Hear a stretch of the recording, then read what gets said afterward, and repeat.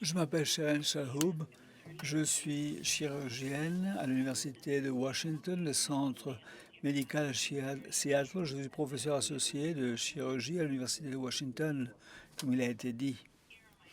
Voilà mes conflits d'intérêts. Je reçois des fonds de la société de l'association LR Danlos pour vérifier l'impact au niveau des pathologies aortiques et je travaille aussi au niveau de l'association et en tant que membre du comité scientifique. Je vais vous parler des complications vasculaires du syndrome LR dans l'os.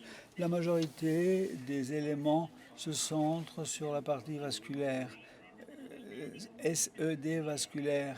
Mais nous avons donc de l'anévrisme, de dissection et comment ceci peut arriver dans le cas des personnes qui ont le cas vasculaire du syndrome SED, pathologie artérielle, aortique, l'embolisation et je vais vous parler donc de la gestion médicale et aussi on va parler non seulement de l'embolisation d'après un cathéter mais une endoprothèse et la réparation chirurgicale ouverte.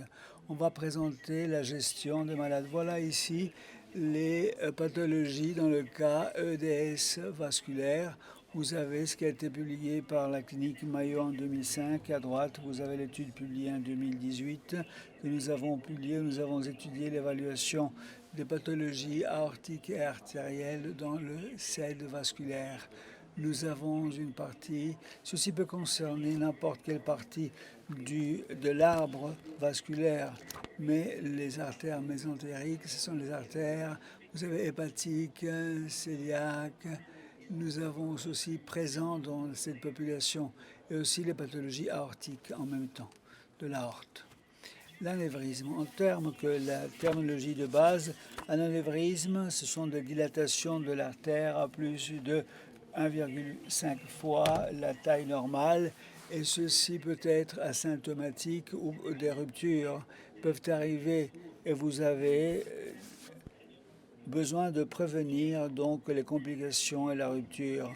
Vous avez ici à droite, nous avons l'anévrisme qui peut être fusiforme ou qui peut être donc quand les gens me demandent de l'anévrisme périphérique, ceci peut être d'une façon fusiforme ou d'une façon en forme de sac.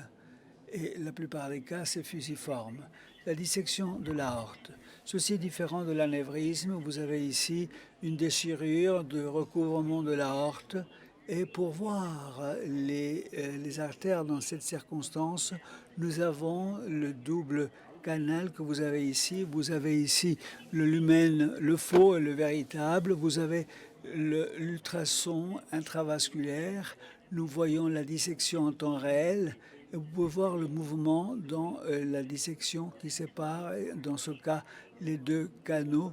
Et vous voyez ici, ceci c'est asymptomatique, mais il se peut que ce soit symptomatique. Il y a de douleurs au moment de la dissection, mais il y a des gens qui ont des dissections asymptomatiques, comme j'avais dit. Et nous avons ici les principes de gestion du point de vue d'un chirurgien vasculaire.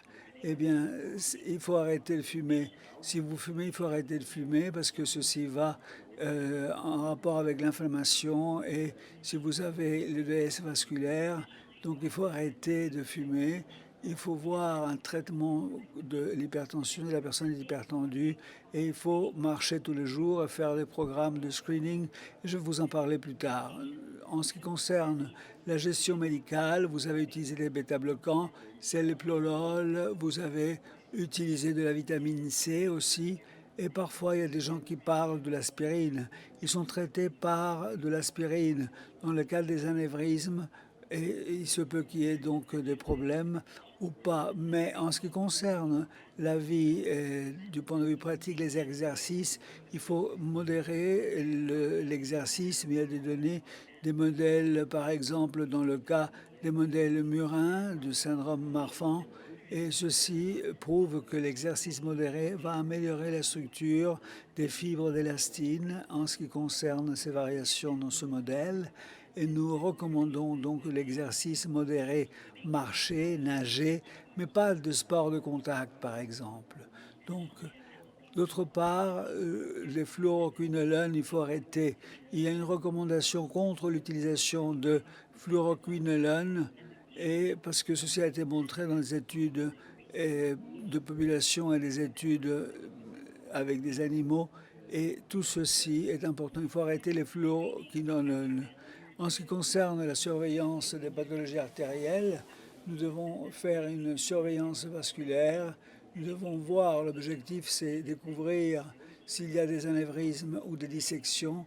Nous pouvons utiliser ceci, nous pouvons vérifier ce qui se passe avec le temps, et il faut utiliser l'ultrason duplex et faire une surveillance à longtemps. Les modalités sont les ultrasons duplex, la tomographie computérisée et les images de résonance magnétique. L'ultrasonographie duplex est très commune, utilisée par les chirurgiens vasculaires, pas d'irradiation, et ceci fonctionne partout à l'exception de la poitrine. De bonnes images de la structure, de l'artère, la propagation des ondes. Vous pouvez voir ici en bas à droite l'image de l'artère iliaque, et vous pouvez voir avec l'ultrason des images excellentes et ne pas avoir d'irradiation grâce à ça. Vous pouvez voir s'il y a de l'anévrisme ou une dissection. C'est une façon de réduire le taux d'irradiation. La tomographie axiale computérisée, CAT scan en anglais. Et bien sûr, il faut voir, alors ceci, il faut voir le contraste dans le plus cas des exemples. Il faut commencer avec de l'intraveineux et faire donc appliquer un contraste et utiliser donc l'ordinateur. Vous avez besoin de tout ça. Bien sûr, il y a de l'irradiation dans ce cas-là. Si vous êtes en train d'évaluer l'intestin, vous devez donc avaler un contraste. Et ceci est à considérer. Les images de résonance magnétique utilisent des champs magnétiques. Nous n'avons pas trop d'irradiation dans ce cas-là, mais il faut voir aussi le contraste, et nous pouvons reconstruire les images grâce à l'ordinateur. Il y a des limites en ce qui concerne ceci. Bien sûr, ceci prend beaucoup plus de temps que la tomographie computérisée, que le CAT scan, et nous avons des difficultés en ce qui concerne ce type de scanner. Vous avez les principes des chirurgiens vasculaires. En général, la réparation est indiquée d'après la taille de l'anévrisme ou d'après les complications de la dissection. Ceci est très important. Quand il y a un anévrisme, vous n'avez pas réparé tous les anévrismes ni toutes les dissections. Nous devons savoir quand et quoi faire. Dans le cas de l'anévrisme, c'est la taille de l'anévrisme. Vous devez pondérer les bénéfices contre les risques. Pondérer tout ceci. Et vous avez ici, comme je dis, il faut que ça pèse plus lourd, que le bénéfice soit plus important que les risques à prendre. Un exemple. Quand il y a des ruptures d'anévrisme, la plupart, c'est aortiques abdominaux, ces anévrismes. Vous pouvez voir au centre ici le risque de rupture basé sur la taille de l'anévrisme. Si c'est moins de 4 cm, c'est zéro risque. Il n'y a pas de problème. Vous avez ici, par exemple, et c'est comparé à la population normale, la population qui n'a pas de SED vasculaire ou pas. Alors, de l'ordre de 5, plus de 5, c'est le moment où il y a des ruptures. Nous offrons donc la réparation. Dans le cas vasculaire, ce n'est pas bien déterminé. On ne sait pas quel est le seuil de rupture, mais voilà la réparation, les critères de réparation en général. Quand on voit un anévrisme qui change d'après le temps, on recommande la réparation de l'anévrisme. Je vais vous montrer un peu plus tard comment faire ceci d'après les caractéristiques artérielles. Technique endovasculaire, modalité de traitement. Vous avez ici les techniques endovasculaires. Ceci signifie qu'il s'agit d'une façon minimalement invasive. Et vous avez ici plusieurs exemples. Nous recommandons ne pas faire des angiogrammes pour le diagnostic, car vous pouvez avoir des risques de rupture. Il y a des alternatives comme l'angiogramme CT, les images MRI ou le duplex scanner dont on a parlé, sans utiliser des méthodes invasives. pour éviter les angiogrammes de diagnostic. L'embolisation des artères est importante dès que possible. Et quand il y a des symptômes, quand il y a des problèmes, on décide de traiter. Est-ce que c'est quelque chose que l'on peut éliminer, même si c'est redondant? On préfère l'embolisation. Je vais vous montrer sous peu à quoi est-ce que ça signifie. Et des stents, des endoprothèses, dans le cas des artères, à taille moyenne dès que possible. Nous utilisons ceci au niveau des artères mésentériques, les artères iliaques, et nous devons parler de ce stenting, de ces endoprothèses, et nous avons des méthodes moins invasives. Il faut éliminer par exemple les stents, les prothèses les endoprothèses au niveau de l'aorte. Vous avez ici la réparation endovasculaire, les cathéters introduits à l'artère fémorale, et ceci demande de rayon X et vous pouvez la monitorisation, et vous avez en bas à droite l'un des cas que nous avons étudiés. Vous pouvez voir la quantité et la dimension du travail. L'embolisation par cathéter dans le cas d'un anévrisme saccillaire. Dans le cas d'un anévrisme saccillaire, vous avez un exemple, vous avez à droite l'image, c'est ce que nous voyons par exemple le neurochirurgien, c'est ce que l'on fait dans ce type d'anévrisme saccillaire. On utilise dans ce cas des coils, on utilise dans ce cas des câbles, et on va faire cet enrôlement, cette technique de l'enrôlement pour mettre ces rouleaux à l'intérieur. Vous avez un exemple, ici c'est l'endoprothèse couverte, et vous avez ici, dans ce cas, c'est utilisé pour ouvrir les artères dont le lumen est moindre, et vous avez des bypass internes parfois. Parfois, nous utilisons ceci, donc il y a les complications du site d'accès. Nous passons par l'artère fémorale, il peut y avoir le pseudo-anévrisme. Nous recommandons éviter les angiogrammes de diagnostic, mais si vous le faites pour des raisons thérapeutiques, dans ce cas, oui. Dans ce cas, nous devons faire très attention aux problèmes du site d'accès. Ceci a été publié en 2012 par l'auteur que vous voyez sur l'écran, et ceci pour prévenir les complications dans le cas des gens qui ont le syndrome SED. Et vous avez donc, on utilise moins de techniques ouvertes et nous réparons, nous utilisons des cathéters, et il faut faire attention au pseudo-anévrisme. Vous avez ici donc, quand on utilise les stent grafts, donc dans ce cas de l'aorte, vous avez ici le type endovasculaire thoracique. Donc vous avez un recouvrement interne que l'on utilise. On le met à travers l'artère fémorale. Vous pouvez à gauche, vous avez le mécanisme pour situer ceci, comment on va mettre tout ceci au long de l'arbre artériel. Et vous pouvez voir sous la vidéo comment ce câble va vers l'aorte et comment ceci va être déployé. Vous l'avez ici, ceci a été utilisé pour les anévrismes athérosclérotiques d'abord, d'une façon d'origine. Vous avez aussi ce que nous appelons EVAR, et nous avons donc la réparation endovasculaire de l'aorte abdominale, et nous avons la façon de recouvrir tout ceci. À droite, vous avez ce recouvrement, nous avons l'aorte, et c'est un exemple d'un sujet qui avait ce type de SED vasculaire, mais une variété, si vous voulez, c'est de Haplon's deficiency. C'est une mutation assez connue, et dans ce cas, vous avez l'endoprothèse, et apparemment, ça va très bien, et c'est le chirurgien vasculaire qui va l'appliquer quand quelqu'un arrive à la taille indiquée, au seuil indiqué. Nous avons ici des aortopathies génétiquement provoquées et la réparation endovasculaire. Nous avons des études qui ont exclu les sujets qui ont des problèmes du tissu connectif.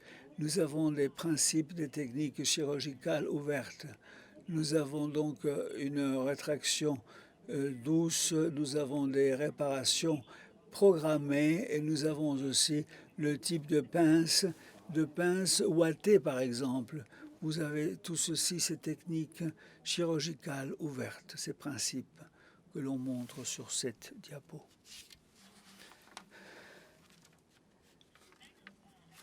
Je vais maintenant vous parler de l'anévrisme artériel et aortique. D'après, nous avons déjà parlé de l'aorte, mais nous avons parlé de ces fissures du tissu caverneux. Nous avons donc le sinus caverneux et l'aorte. Vous avez des yeux protubérants, des yeux rouges, de mouvements abnormaux, de la douleur. C'est comme si les gens entendaient une machine à laver dans le cerveau. Et c'est une communication entre l'artère et la veine. Derrière l'œil, vous l'avez au centre, où il y a cette communication. Ceci est traité avec de l'embolisation. Ceci est fait par un neurochirurgien. L'angiographie de contraste ici vous permet de mettre donc ce stent, de mettre donc cette dilatation à l'intérieur avec l'endoprothèse. Et vous avez aussi donc ce type de coil, ce type de câble que nous avons situé. Nous avons ici la carotide extracrânienne et des dissections des artères vertébrales. De carotide, de vertébrales, il est fréquent de voir de petits pseudo-anévrismes. Anévrismes, c'est des anévrismes petits. Il y a une dissection, il y a cette protrusion, et voilà l'aspect. Et vous avez les flèches, et vous avez la tomographie computérisée qui nous permet de faire une reconstruction tridimensionnelle. À côté, vous avez bien sûr les images. Nous pouvons voir, grâce à la flèche, l'image de tomographie computérisée à droite et la reconstruction tridimensionnelle au centre. Reconstruction par un neurologue. Et vous avez donc la majorité des anévrismes de l'artère carotide sont de pseudo-anévrismes. En général, on recommande la thérapie antiplaquettaire ou simplement des antithromboliques, des agents antithrombus plaviques.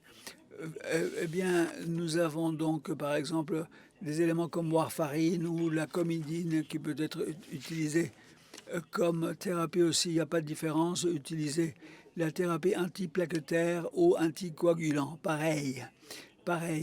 Et dans le cas EDS, vous avez donc une dissection des artères cervicales.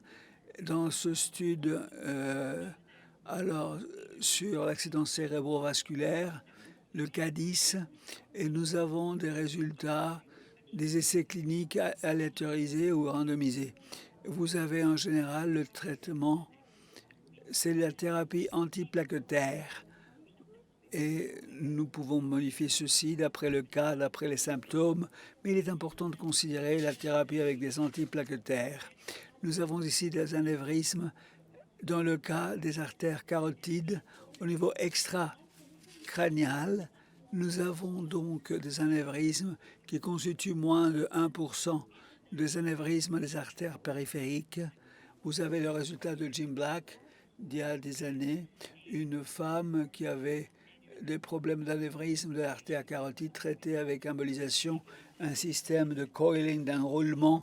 La technique de l'enroulement, on a mis un rouleau, un coil à l'intérieur. Vous avez ici des anévrismes, des artères. Vous avez les artères sous-clavières, les artères sous-clavières. Vous avez ici, ceux qui sont daltoniens, bien sûr, je demande pardon parce que vous ne voyez pas, mais c'est un jaune. Vous avez les artères subclavières, sous-clavière, et vous avez ici, bien sûr, si c'est le cas, cède vasculaire. Vous avez au centre une personne de 18 ans avec la rupture de l'artère sous-clavière, et on a utilisé un stent, cette endoprothèse, et vous pouvez utiliser donc le système, mais dans ce cas, il se peut qu'il y ait un échappement liquide, mais vous utilisez carrément la méthode de cet homme avec EDS, le SED, le syndrome LR dans l'os, 50 ans. Il a utilisé l'approche, le chirurgien a utilisé une approche combinée.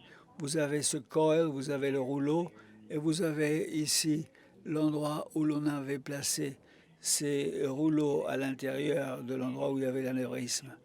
Vous avez ici, c'est fréquent de voir ceci, des dissections de l'artère cœliaque comparées avec les anévrismes, tomographie computérisée. Au centre, vous avez l'artère cœliaque et la reconstruction tridimensionnelle. À droite, vous avez l'anatomie et vous avez la zone abdominale, le diaphragme où arrive l'artère cœliaque. Mais vous pouvez avoir aussi des artères exposées à des anévrismes. Vous avez les artères hépatiques qui peuvent avoir des anévrismes. Ceci a été traité aussi avec un stent couvert et pour maintenir la circulation à travers l'artère. On a pu éliminer l'anévrisme grâce à ce stent, à cet élément donc de dilatation.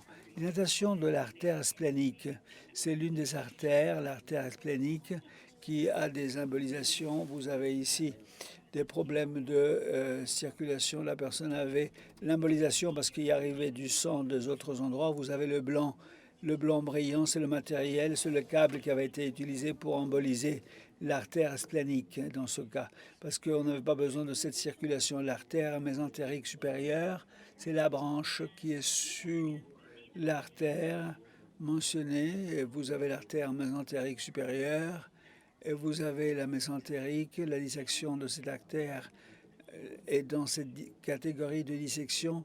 S'il n'y a pas de symptômes, pas d'intervention. S'il y a des symptômes, s'il y a de la douleur, mais pas de problème de circulation vers l'intestin, on commence avec des inhibiteurs anticoagulants, agents anticoagulants, et simplement pour qu'il y ait de la circulation, et il y a l'intervention chirurgicale si nécessaire. Mais les données que nous avons viennent donc de cette étude, et je dois dire que dans le cas vasculaire, syndrome SED, ça peut être asymptomatique.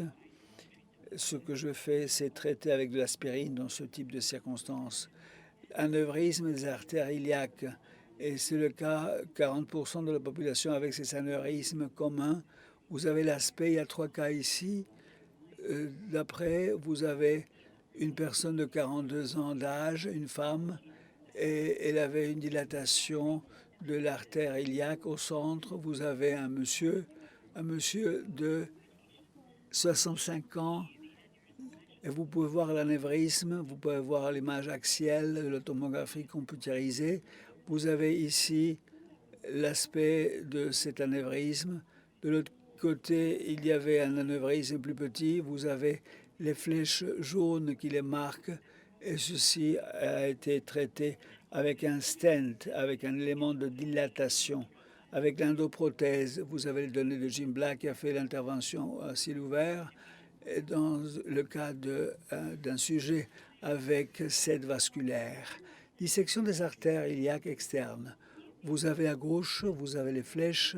La flèche jaune va montrer l'artère iliaque externe, mais la flèche montre l'artère commune. Ici, on voit l'artère iliaque externe. Quand il y a des dissections au lieu d'anévrisme, dans ce cas, au niveau des artères iliaques externes. Dans ce cas, il s'agit d'un homme de 26 ans qui avait eu une endoprothèse à l'intérieur, et c'était parce que la personne, quand elle avait eu une dissection, il n'y avait plus de circulation et il avait donc besoin de réparer tout ceci, et il a été utilisé un stent, donc l'endoprothèse de dilatation. Nous avons ici l'hémorragie intrapéritonéenne ou rétro, mais spontanée. Nous n'avons pas de nom sur la branche qui produit cette hémorragie ou ces ruptures. Le principe, c'est utiliser ce que nous appelons hypotension permissive. Donc la personne garde la tension et on ne donne pas trop de liquide, de fluide, pas de transfusion, au moins que ce soit nécessaire. Si la personne est en train d'utiliser donc des éléments antiplaquetaires, on arrête pour qu'il ait une récupération spontanée. la personne reste reste au lit, sinon on va faire l'angiogramme avec embolisation si c'est nécessaire. Alors on va utiliser donc ce type donc de coil, ce type d'élément interne de câble pour de rouleau à l'intérieur, n'est-ce pas? Ce type de coil, de coiling, un roulement. Et vous avez ici donc la plupart des anévrismes. Les éjections peuvent être gérées d'une façon sans intervention chirurgicale. Et surtout, il faut éviter les fluoroquinolones. Les réparations électives ont de meilleurs résultats par rapport à la situation d'urgence. Donc il faut programmer l'intervention au lieu de faire une intervention d'urgence. Monitoriser, voir ceci, faire un monitoring et choisir quand est-ce qu'il faut faire ce que l'on est capable de faire, quand on peut le faire, au lieu d'arriver à des situations d'urgence, sachant que le diagnostic va améliorer donc les résultats et il faut se préparer.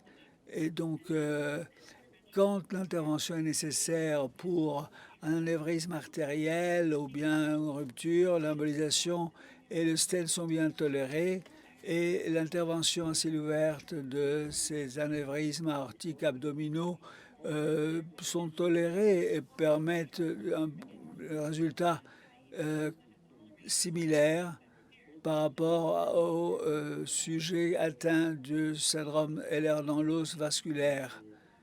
La planification, c'est évaluer ceci, et je crois que c'est une information très importante qu'il faut avoir. Le rôle de ces stent grafts reste à être défini, et bien sûr, même dans le cas du syndrome Ehlers-Danlos.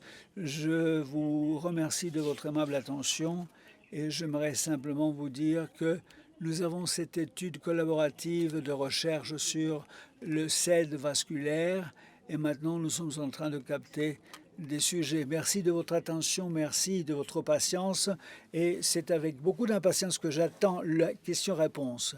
Merci beaucoup.